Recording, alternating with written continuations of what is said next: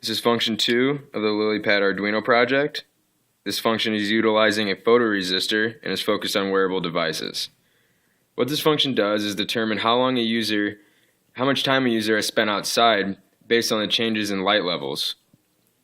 We determine this by utilizing our photoresistor to gauge how much light is currently being exposed to the user, and based on these levels we can determine whether the user is outside or inside. Once the user is determined to be outside, we will then begin to start a counter to allow the user to see how much time they actually did spend outside. Another part of the function that we incorporated is this LED. The LED will actually light up when the user is outside due to the photoresistor light levels being above a certain degree.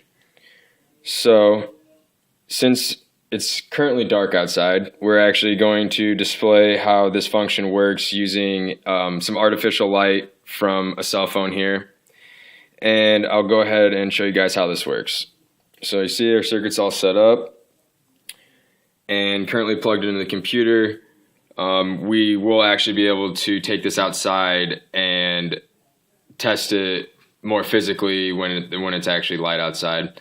So we go into our LilyPad and we make sure that we have our serial port available, which is right here. This will be what displays how much time we've spent outside and the running counter for that time. So as you can see, just normal light. Here is our artificial cell phone light, and when this light goes over the photoresistor, you can see that the LED turns blue. And when this LED turns blue, we also have a timer from our serial port counting the amount of seconds that the LED's been on. And what this LED is signifying is that the user is actually outside and the light conditions are above a specified number to determine that they are in fact outside.